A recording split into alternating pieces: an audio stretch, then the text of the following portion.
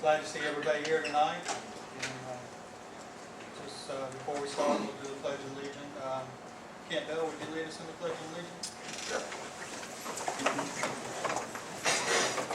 Pledge allegiance to the flag of the United States of America and to the republic for which it stands, one nation, under God, indivisible, with liberty and justice for all.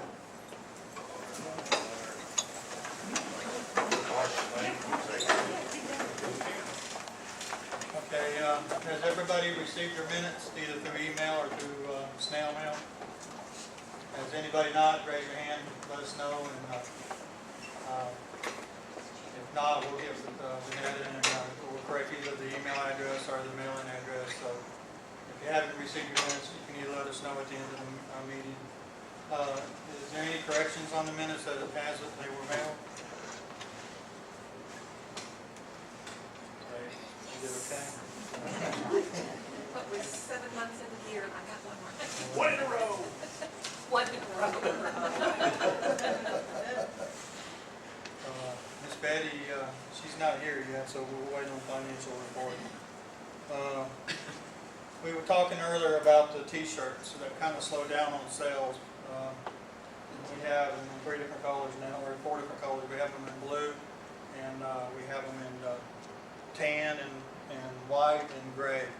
And we're going to lower the price from $15 for non-members and $12 for members. And we're just going to lower them to $10. And it'll still be a little bit of a profit for us. And it'll be good advertisement. If anybody wants to look at these, I will pass them around. And I brought a box full of them tonight. So, like I said, they're going to be on sale for $10 a piece. Just let me know if you want some of them or if you want to place an order. It's expensive dust. I talked to earlier in the month, or really the last, of course, of last month, to an Inez Smith daughter, and she's wanting to have a Denmark school reunion. And she's wanting to hold it in September for anybody that had attended the Denmark school. And, I think she was raised out in that area, and like I said, she was a Smith before she married a daughter. And she's wanting me to advertise it and kind of see if there's any interest in it, or anybody knows anybody that would like to attend the reunion that they're going to hold in September. I hope by next month they'll have where they're going to have it at, and the time and the date and everything. So I'm going to pass these pictures around. These are some of the Denmark school from 1936 and 1937. So I'll pass it around, everybody look at it. She also had some of the Nash Hill School, which I believe is out on Elk Creek. Somebody can correct me if I'm wrong, but it's in Sturt County, and these are identified too. So it's just the same picture. Where was the Denmark school? It was out in Denmark. Once you come off the big hill there, where the farm is, you come on around before you get to Mount Sinai Church, and it was there on the left in the field. Where George Dew lives. Where George Dew lives. Mm-hmm. All right, and Melissa, she has a few things she wants to show us and discuss with us. She has a new display at the courthouse all up, Melissa. Have the floor.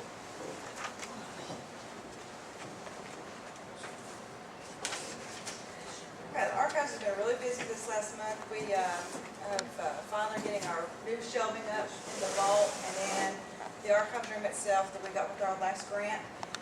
And they look very nice and giving us a lot more box storage, because a lot of the shelving that we had was very small shelving or shelving that just wouldn't work with the boxes that we had. So that's been really, really good. We still have another wall of shelving left to put up, but it's looking really good. We've completed processing the property cross-index cards. I think I've mentioned them before. They're going to be really, really good for anyone doing land research in Houston County.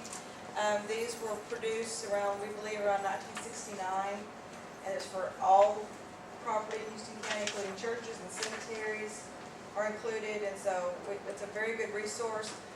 Leah Baggett is mainly the one who processed this collection, and it's alphabetical, so you can come in and say, what do you have on this particular surname, and we can look it up really easy that way.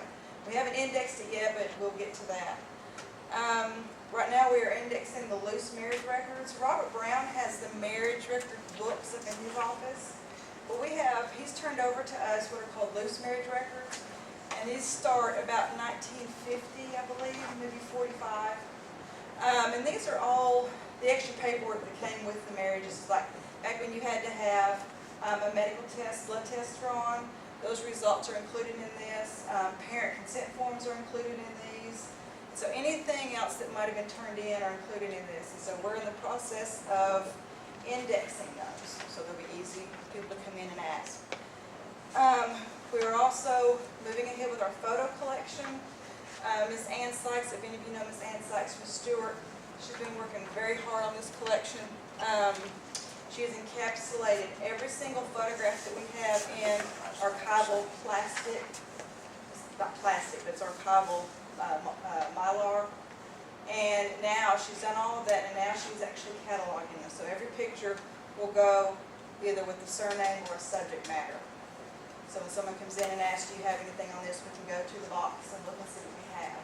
We're going to have a lot of pictures, but we have no idea who they are or what they are. So we'll either maybe bring them to meetings, or if you want to come by the archives when we get it done, you can look through, and if there's any you can identify, we would really love to know what they are. Because we're scratching our heads today. Miss Ann was going through the Houston County history book to try to see if she can find people connected to some people that were named and photographed, but others weren't. So we're really trying hard to do that.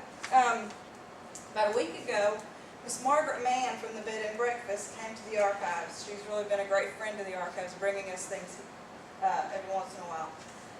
This was the weekend that they had the Ridge Fest, and she brought us a very interesting artifact. It was a piece of hard cardboard about like this big, and it had little bitty school photographs glued on there, and it said Tennessee Ridge School, 1947, 1948. And some of the pictures were missing, but she found this, someone had tossed this in the trash can at the Bed and Breakfast that weekend. So we don't know who it was or why they did that, but she rescued it and brought it to the archives. There's also little pictures of a doll. But it's from the 1947-48, so if you know of anyone or they may have went to Tennessee Ridge School at that time, they can maybe identify some of these children because there are no names on there.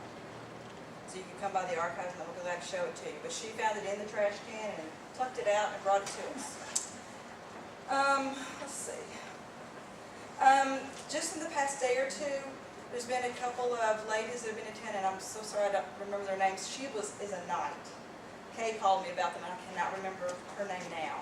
They're looking for information on the Vernon Knight family, especially land. And she was asking about a Boy Scout cabin that was here. You're saying yes. Where was it? Do you know? You're in town somewhere. Well, it's the Brakes salvage place.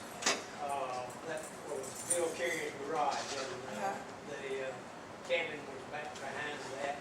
And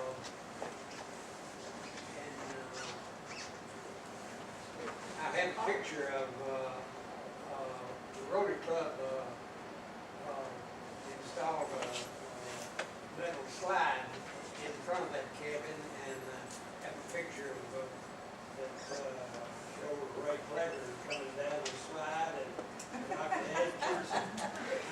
My dad was on top of the slide, and he had shoved Ray to started down the slide. It's interesting. Okay. Well, she'd been asking about, she's looking for actually deed records, and so we're working with her on that. She'd asked about this Boy Scout cabin, and some of us, I didn't know, and Tyann, because we're working with her in the assessor's office, trying to find deeds, and so wanted to ask that. The last thing I have, and Mr. Webb, you're going to have to help me a little bit. Mr. Webb Mitchell came down to the archives about a week or so ago and brought us some wonderful things for the archives. Would you mind standing up, Webb, and telling us how you got this stuff from Miss Lorraine Boone, the Boone stuff that you brought me? Okay. Lorraine Boone Robin, when she sold the Boone place she moved to Shamrock Apartments. Okay, she had kept a lot of bric-a-brac that had been left to her by her father, Sid Boone. So a lot of things. Mr. Sid was connected with one of the banks here. I don't know what his position in there, but anyway, some of it related to the Boone's Mill. Those of you don't know where Boone's Mill was. If you know where Albert Mitchum has his garage down there, across the street, road, Wesley Mitchum has a home there, and back behind that was Boone Spring, and the spring supplied the water to make the steam for the grist mill, made flour and ground corn, and had some records of sales of so many barrels of flour and stuff like that. And another one of the projects Mr. Sid was in, they were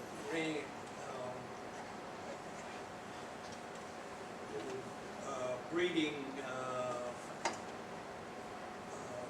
swine and cattle, and whoever was running the stud farm had records of that, and when the expected time of arrival and so on. Another little book had records of renting out pasture. They put a horse or a cow or whatever on the pasture and charge them so much a month, and just all sorts of. But there was quite a few records of the Boone Mill project, and that land later Nana came into your family, the Marable family, part of the Boone's Mill area. Across That from was Houston County Tire and all. yeah, I know, but that was in your granddad's name later on. But she had quite a bit of interesting bits of information. Lorraine spent some time in working in the federal government, and she was worked for Tussie Cosmetic Company, and she was a very interesting person. She was a graduate of Ward Belmont, and Ward Seminary at the time. An interesting story while I'm on my feet, told about Lorraine when she was at Belmont. There was a time when the young city girls were bobbing their hair. Now, I don't know what hair bobbing is, not, but Lorraine wrote her mother and told her she had had her hair bobbed while she was there at school.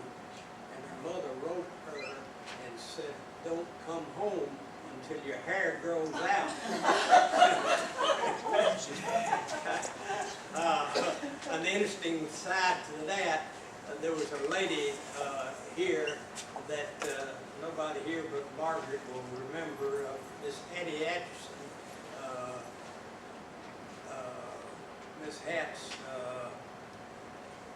husband, I guess it was postmaster at one time. But Miss Hatt had a kind of a mischievous streak to her, and she wrote Lorraine and told her to be sure to come by. She wanted to see her Bob Perry. Thank you, Mr. Webb.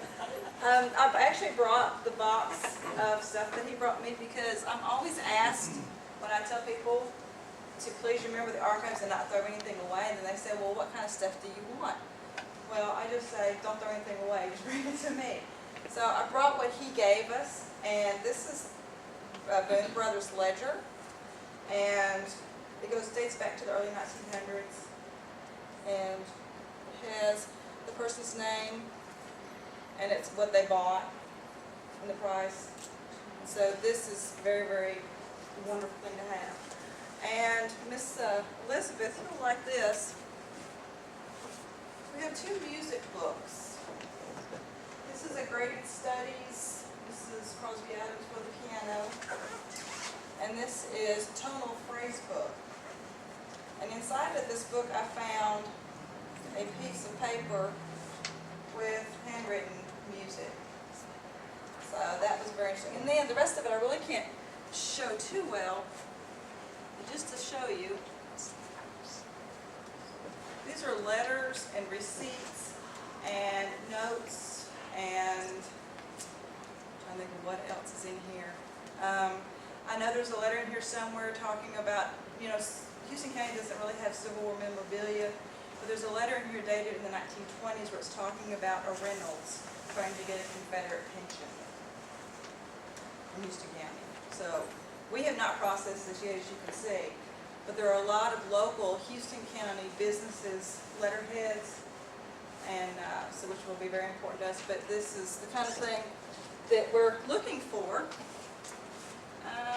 He took, one of the things that he did, I'll show these real quick and then I'm done. These were in here too. These are little wallets that he kept receipts in. And this is how we got it. And it's just little scraps of paper, but when you unfold them and read them, it contains history. This is actually from the Bank of Bryson, Arkansas.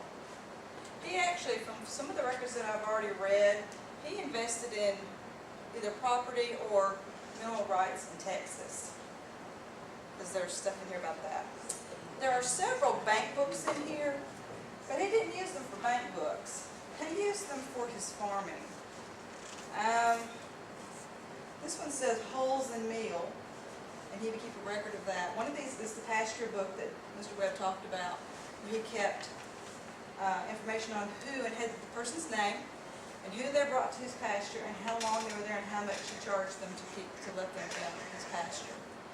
This is a Fleming's Vest Pocket Veterinary Advisor, and it's in the back. It has photographs of horses' teeth, so you can tell how old a horse is.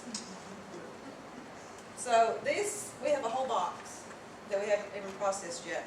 But I would always ask, what kind of stuff do you want? What kind, this kind of stuff, anything, any scrap of paper. So, you know, if you find anything like that and you're willing to donate to the archives, we are ready to take it because it will stay here in Houston County forever for future generations to enjoy.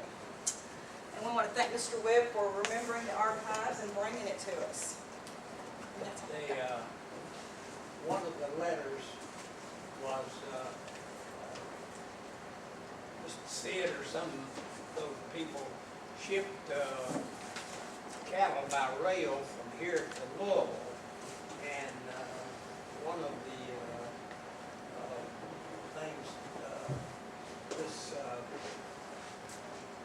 fellow that had the place at Louisville wrote Mr. Sid and said of the shipment of cattle, that some of them were skinny and that 2 of them died on the way.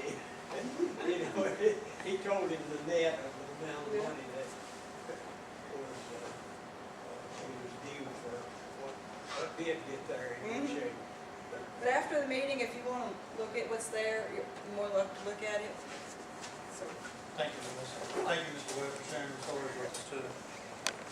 I'd like to also thank the Sturt County Historic Society. That's where we had our joint meeting June the 26th, and they really threw out a real welcome for us and had a lot of good food too. But the speaker didn't show up, but thanks to Miss Finley, she filled in real nice for us, and she told us a lot of interesting stories about the slavery market back in the Civil War era. Also, I attended the dinner for the heroes at the Signature Healthcare, and they honored some of the heroes that they had there. They honored Eddie Lee Griffin. I don't know if a lot of you have heard her story or not, but it's a really interesting story because she was in the Civil War and she was with Patton the night that he what I say? Civil War. Forgive me, Miss Eddie Lee. World War II. Yeah, thank you. She will be 100 her birthday. Yeah, but she does have a really interesting story. They all honored Senator Barnes was there that night too. But that was a really nice event that they had, and I think they're going to start holding it annually. So maybe we can get the word out next year when they have it, and we'll try to attend it a little bit better. Okay, and also Susan Wilshire and Vanetta James have changed the settings at the the Traditions Bank, and they put up the 50 years of Irish celebration. So if you want to stop by and see what they've done, because I know they worked hard on the display. Melissa worked hard on the display. We transferred what she had had in the archives to the bank. Here it is. Well, I guess without further ado, we'll introduce our program tonight. And tonight's program is Yvette Gillespie, and she's going to do a program on when she was in Vietnam. And then she was born there, I believe, if I'm right. Close. Close. Okay. And then she went back, what, a year ago? Or? Yeah, last October. All right. And she's going to do a little slide presentation. So.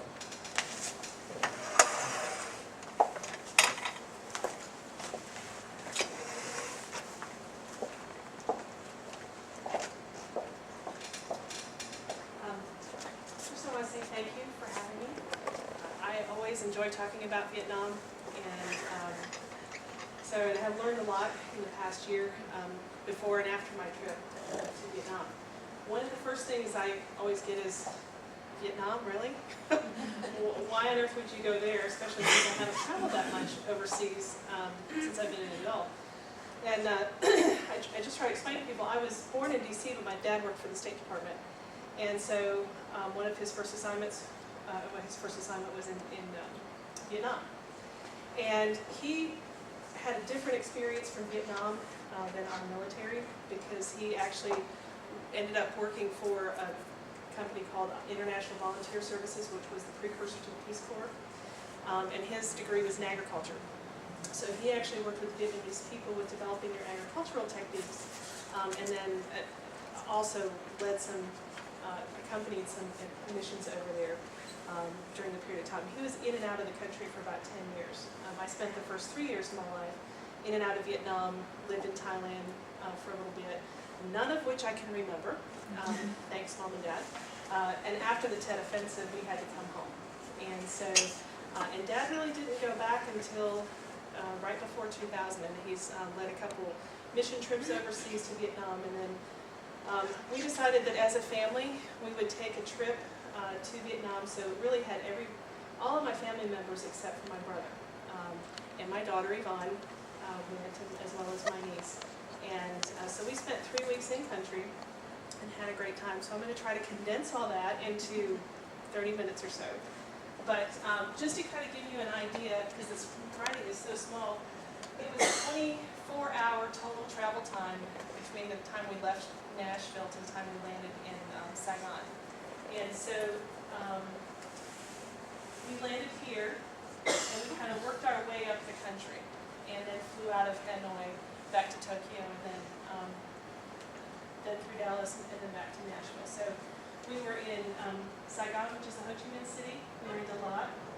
We went to Nha Trang, and then on up to Hoi An, which is somewhere in here, and then ended up and flew from Penang up to Hanoi. And so, even though the country itself is not that many miles long, because we're all used to traveling quite a bit, it took just to travel 30 or 40 miles might take you 6 or 8 hours depending on the road. What? What?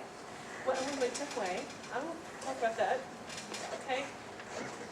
I have my little corrector back there if I don't get things just right. So when we flew into Saigon, this was our hotel, and we had a lot of people. Pardon me just a minute. Yeah, For those of us that are hard of hearing, uh-huh, could you turn the volume up I'll just try. a little bit more? I'll try. And face us when you're. okay.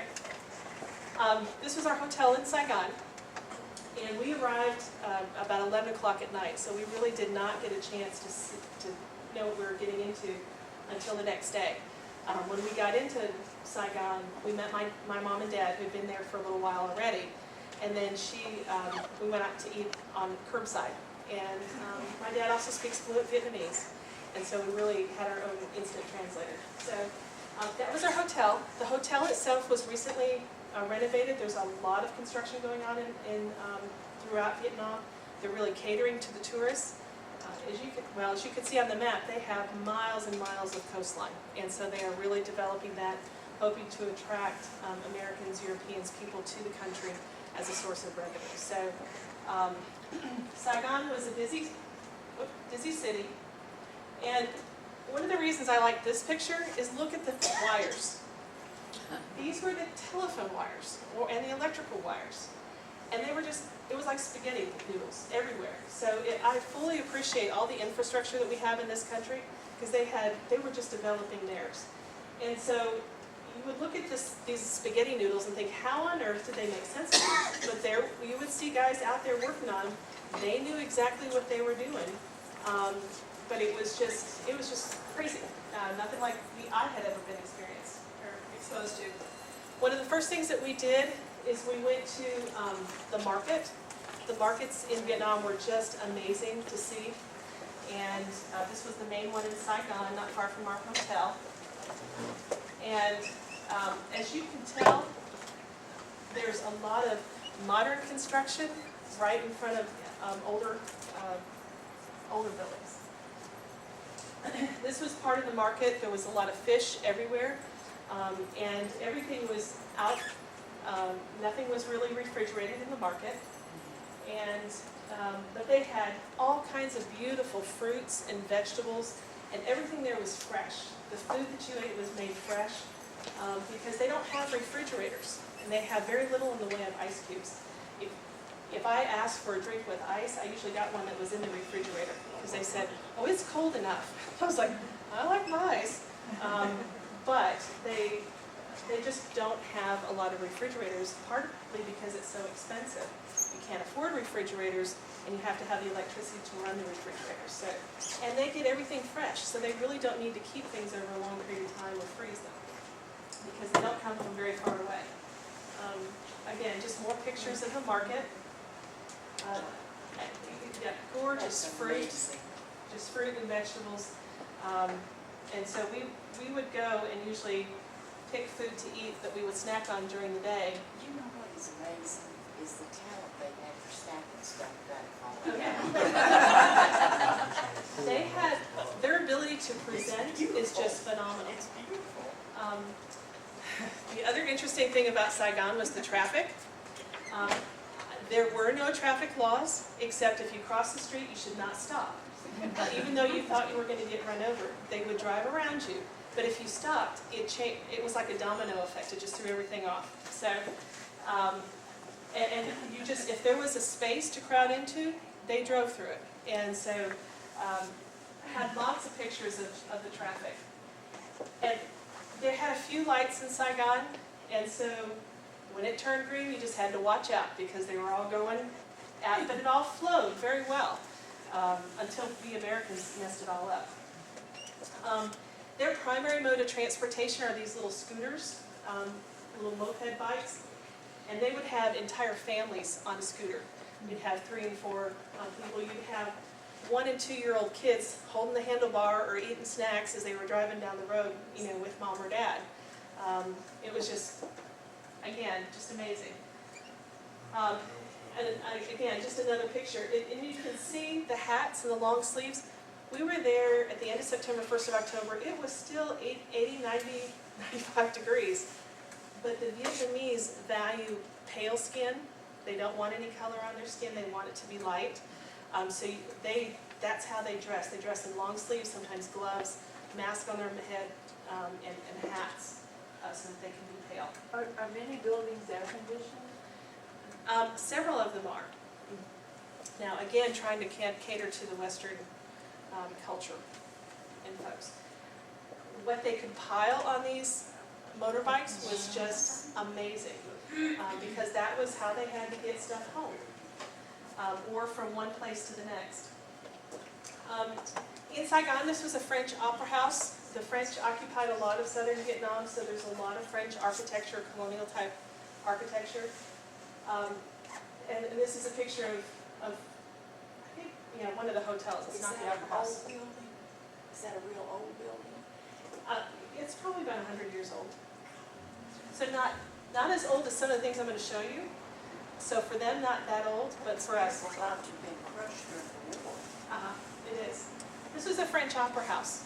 And again, a large part of the opera, a large part of the French influence. And you can see the communist flags. There was communist propaganda all over the place. And that was another thing that we're not quite used to. You go into a city and every once in a while things would come over a loudspeaker. And I would ask Dad, I said, what is that? And he's like, it's communist propaganda. And so, anyway, and he didn't elaborate on that very much.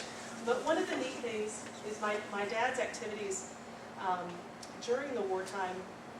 He actually sat in the opera house and listened to the government of the South Vietnam develop their constitution.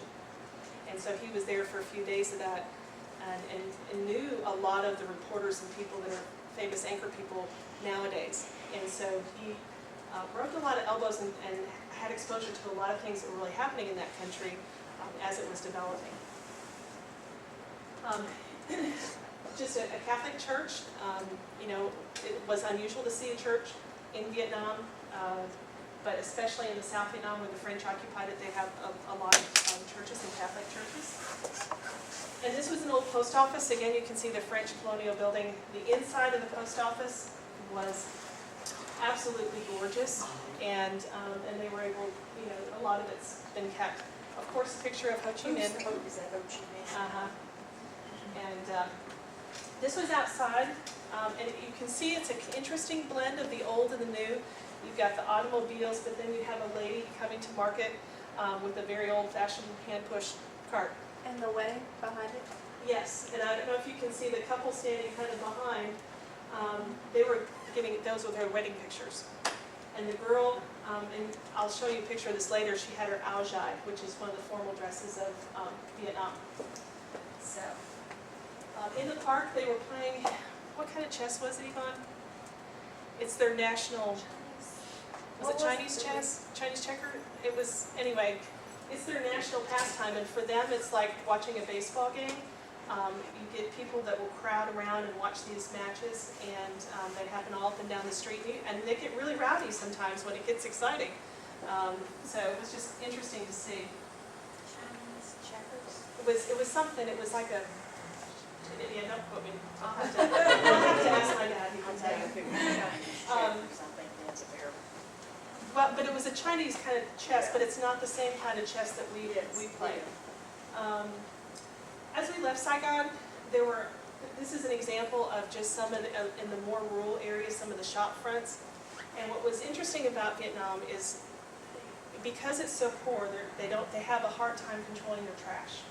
And so it's not uncommon to see a lot of trash lying on the side of the road, and for it to look pretty dumpy. But as you can see, when they had a storefront or a home, it was immaculate between the home and the road. And they were always out cleaning and sweeping and maintaining that. Now, what may be on either side of that might look trashy, but it was very clean for the areas that they had control of. This is a group of girls coming back from school, and as you can see, they have their ao dais on. These kids would go to school on clay roads, ride their bikes or walks in pristine white shirts or ao dais. And they would come home like that too. Every once in a while you'd see a kid with a shirt tail untucked or something. But these children were immaculate. Their postures were always straight. I saw one person slouch the whole time I was in Vietnam. One person. And so, but this was an example of the road that we went to go from Saigon to Dalat, and just a rural road. And again, a lot of people they don't have Walmarts, they don't have Kmarts, so everything, you know, if there's somebody that has something to sell, they have their storefronts on the side of the road. And some of the artistry was phenomenal, and this is handmade furniture that we just happened to drive by.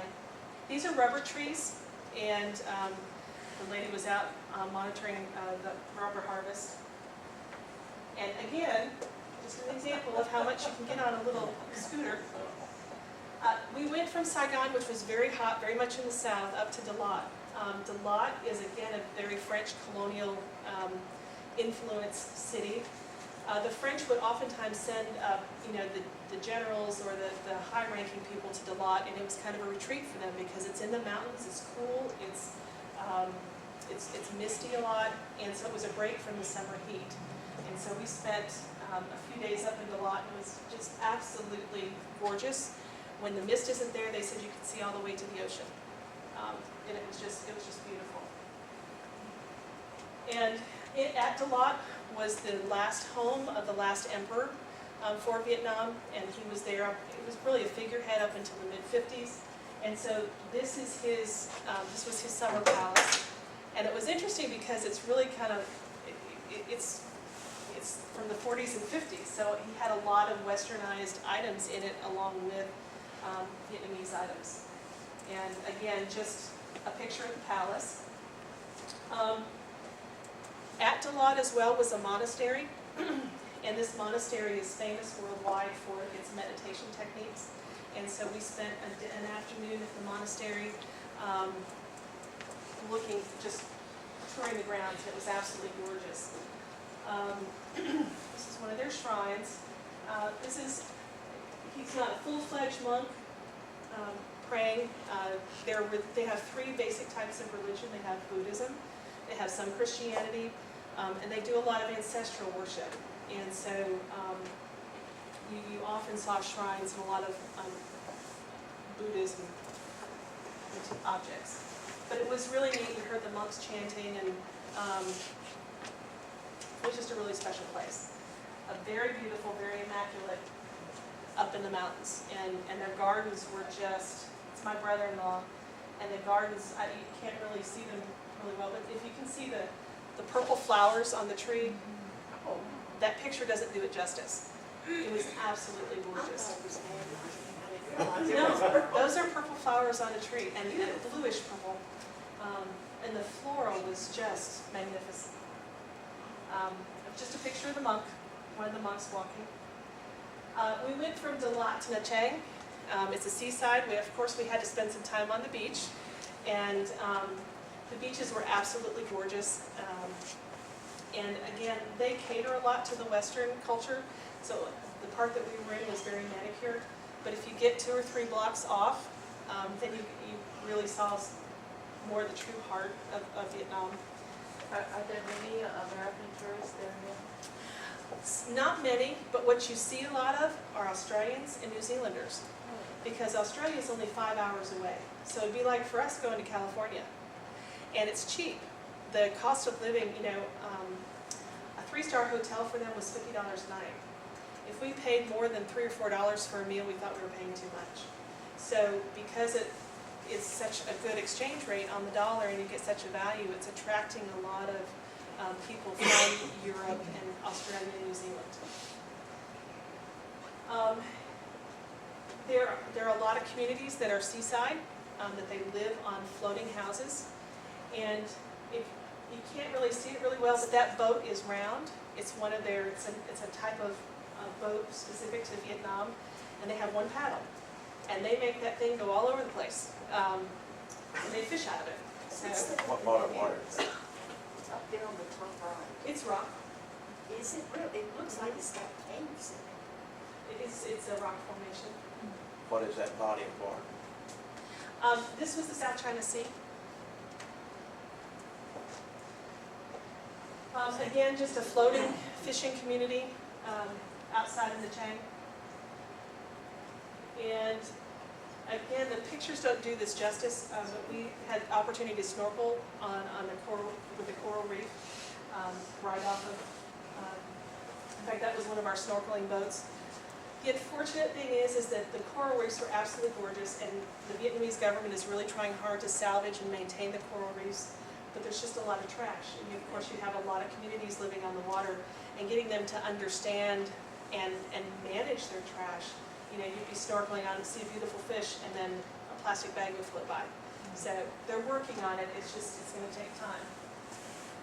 Then we had, this is one of the beaches that we went to and swam for the afternoon. Private island, It was a private island, thank you. trashless. There's a beach on a private island that we swam in, and the water was just crystal clear. It was absolutely gorgeous. And the scenery was just beautiful.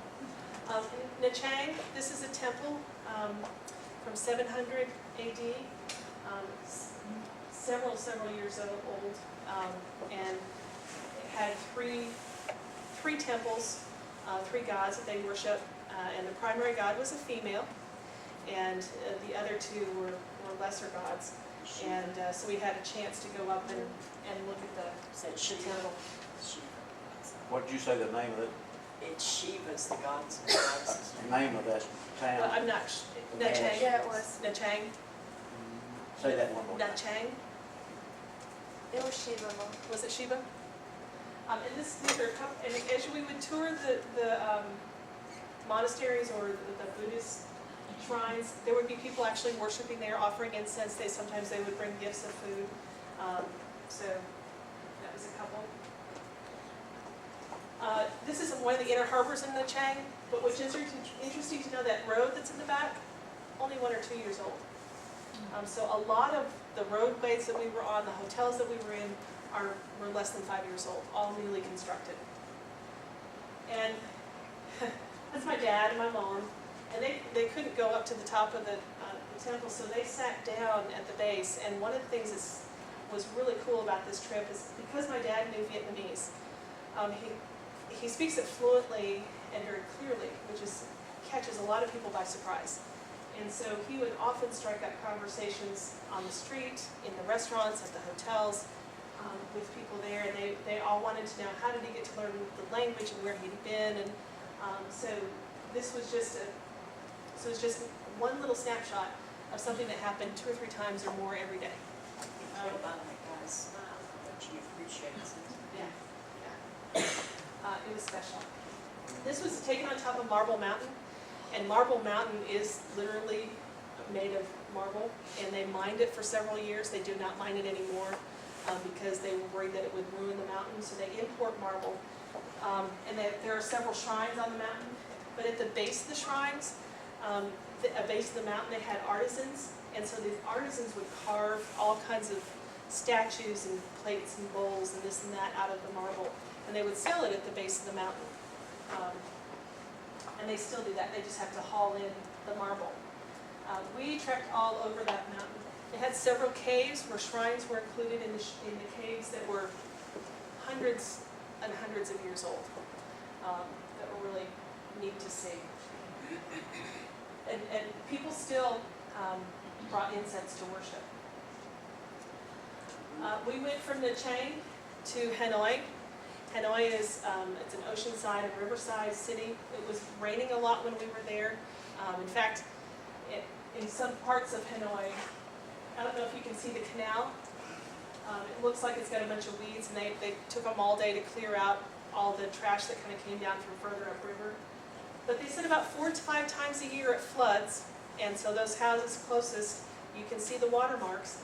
And they say when it starts to flood, they just take their furniture, move it upstairs, and when the water goes down, they clean it up and bring the furniture back down, and that's how they handle the floods. And those houses have been there for thousands of years, and so it was really cool.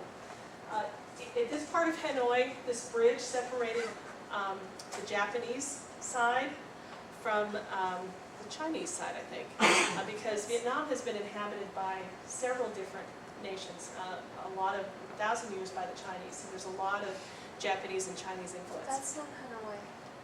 It's Hoi An, sorry. Yes, Hoi An. What's the name of that town right there? Hoi An. And again, this is one of my favorite pictures of Vietnam, because all those storefronts are so old, and it's, you know, just a typical picture of a lady, a Vietnamese lady. One of the neat things about Hoi An is they made lanterns, and I'll show you a picture of that, but at night they had lanterns lit all over the place, and it was absolutely gorgeous. We had a great time there. We went up and down the river. This is just a couple fishing on the river. It's what they do every day. You still have a lot of poverty, and so, you know, you go outside of the nice hotels that are pretty new, and you see how most of the population lives. This is a ferry, and I don't know if you can see all those scooter bikes. It was taking the scooter bikes from an island over to the mainland, across on the ferry. This was the fish market, and they have it rain or shine, and they don't let the weather stop them. One of the things that we did in Vietnam was visit some of the embroidery shops. Embroidery is like a national art for them, and they would take a picture and embroider the image on the picture onto some material, and there were some I couldn't tell apart. I could not tell the difference between the picture and the embroidery. It's just absolutely fantastic.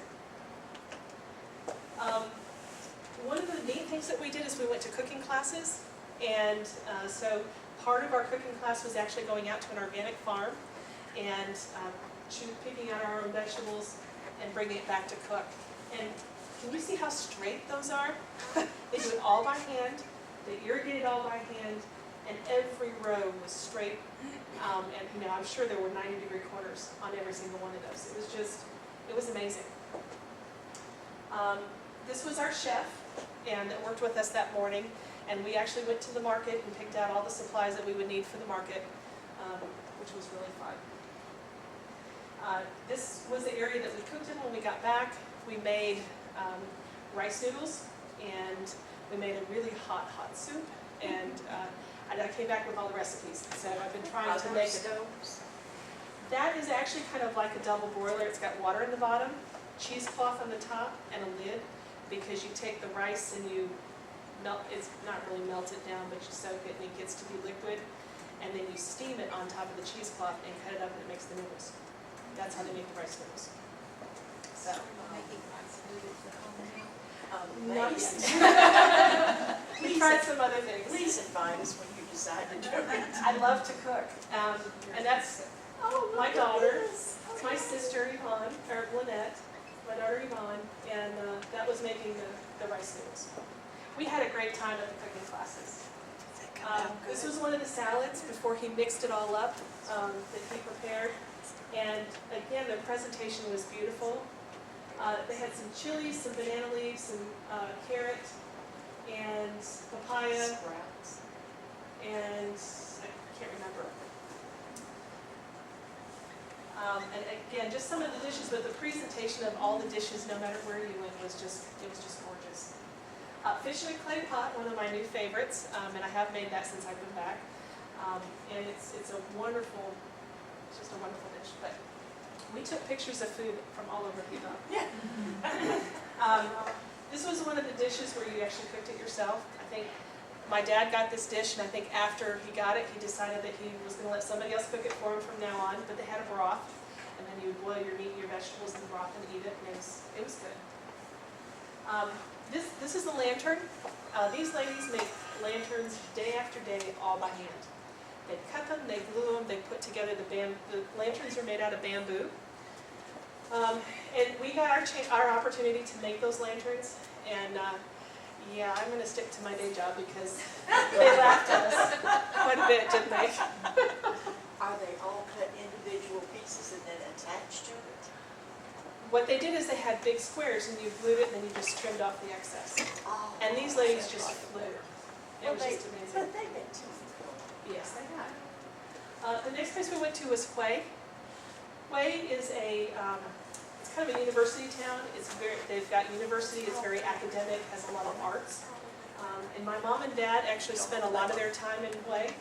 It's about halfway up in the country. So we spent a little extra time here. They had a lot of memories. And so the house that we used to live in is now a coffee shop. and we didn't get a picture of that because it was pouring down rain most of the time that we were there. This is the hotel that we stayed in. Again, very modernized, very similar to what we have as hotels. This is the last, it's the Forbidden City. It's replicated off the Forbidden City, but it was the Emperor's last palace that they have maintained. And these are just several shots of the buildings and stuff in the palace. And one thing that you have to get used to is it's very tropical, so there's not a lot of doors, there's a lot of windows, it's all very open. So it's neat. This was his summer home and also burial ground, because they would pick out their summer homes, and then that's later where they and all their wives and concubines would be buried. And the wives and the concubines had to go there once the emperor passed, and that's where they lived out for the remainder of their time. So I thought that was interesting. I think this isn't that Hanoi? No, Are you sure? yeah, What is it? not Yeah, Hanoi. it's Hanoi. This is the university, is it not? That's the university, but that hotel room wasn't Hanoi. Okay, well, this is Hanoi. Yeah. Yeah. One of the neat things in Hanoi is a university that's over 2,000 years old. And they have a lot of records, and it's open for people to see. And so they have, what was their gift shop? But on these stone tablets are the people that attended. And they have 4 main gods, one of which is the turtle. And so, they've lost a lot of the names and the writings, and so they're trying to still preserve that. But just, the concept of something being over 2,000 years old, to have survived the war, to have survived all the invasions and everything that they have gone through, was just interesting. This is an example of Aojais. A lot of people would come to the university or the temple to get their picture taken. And so this is the national dress of the Vietnamese women. You said that they didn't like to get suntanned or dark. How dark would they get if they did expose their skin? Would they be a It dark? probably depends on what area of the country they're from, because the Vietnamese people are very different depending on which area. But they would get, I don't know, a fairly good tan. But they're descendants of Chinese, and they always cover their bodies to keep from getting dark. Well, not all of them. The southern part comes kind of from Cambodia. There's a large part from Japan. There's some from China. But I know the Chinese always did that. But as an Asian thing, I think it's a very Yeah, I Asian think it's cultural. Asian, yeah. This is one of their significant landmarks. For us, it would be kind of like, I don't know, like the Grand Canyon or the Statue of Liberty or something like that. It's the single pagoda. It was actually destroyed by the French in the war, and they have rebuilt it. And so it's a major focal point for their culture. And our last stop was Halong Bay. And Halong Bay there's a big campaign going on at the time to make it one of the 7 natural wonders of the world. It is absolutely gorgeous. Would you like to give this talk? But all these rock formations would just come up, and so we actually, that's a picture of a boat. When we spent the night, we had a floating cruise on the boat. We spent the night on the boat in Halong Bay, and it was absolutely gorgeous. How big is the one? It had about 10 cabins on it, and So it was wasn't a big overly boat. big. It was a big boat then. No, I wouldn't. It looks like, in the picture, looks like a little bitty boat, Yeah. you know. Yeah, it was a fairly good size. For tourists, they put a beach around one of the formations, and it has a cave in it, so you can go see that. One of the unfortunate things is, there are fishing communities that live in Halong Bay, and because of the tourism and everything, the government has relocated several of the fishing villages. Because a lot of times, that's how they survive the hurricanes that would come through, or the tropical storms, is they go to a cave. And So, but there are still some fishing villages. We went to visit one, and these people live on the water. And a lot of them, the government supplies teachers to at least give the kids a basic education, because otherwise they would be uneducated. And again, they're trying to work with these villages on how to manage their trash, how to complete their education, healthcare. It's a whole different challenge with them. And again, just more pretty pictures. And a long way. I could have spent all day there. And that's it. And then we came home. So That hotel, when you talk about the wires, uh-huh. looks very, very much like a hotel that was destroyed on Galveston Beach in the first hurricane. Really? And I wonder when that one was built. It looks very, very much like that. So anyway, yeah. So thank you for sharing. Thank you. Appreciate it. Appreciate While you were traveling,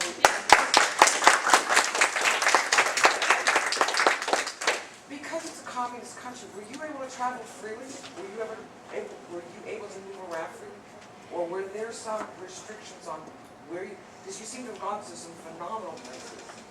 Yes. Yes and no. We moved very freely, but we did not stray very far off the beaten path. Okay?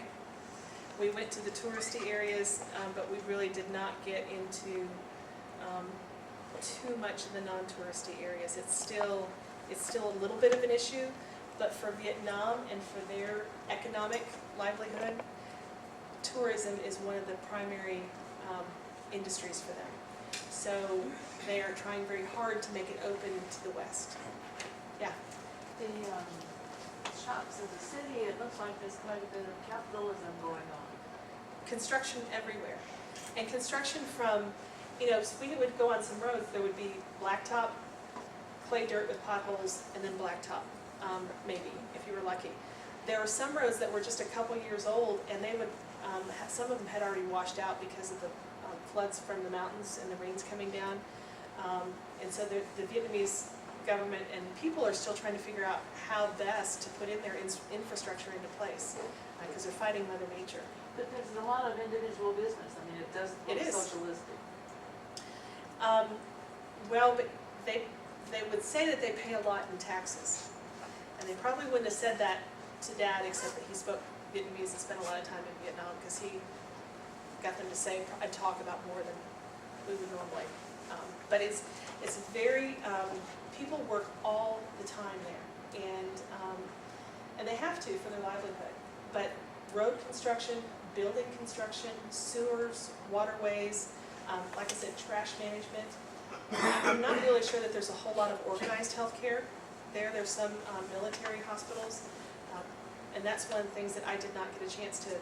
I would have liked to have learned more about their healthcare system and what they do, but a lot of it they don't have yet. So, for a country who has gone through what they've been through, yes, I think what they're doing is spectacular. yep, Absolutely amazing. spectacular. Thank you. Thank you. Thank you. Appreciate the presentation. Sorry I got your birthday wrong. It's okay. Our next meeting is August the 14th. It's going to be here at City Hall at 7. And Mr. Hudgens is going to do a presentation on a girl wrote Civil War diaries. When Fort Donelson had fallen, she was there, and then moved to Nashville, and she kept a diary all the time that she lived in Nashville during the Civil War. So he's going to do a program on that next month. So it should be really interesting, because he's been going to all the other historic societies and doing the program. Does anybody have anything they'd like to add before we close the meeting out, or bring up? Like I say again, we appreciate you all here, and glad to see everybody here, and hope to see you next month. Thank you. So much.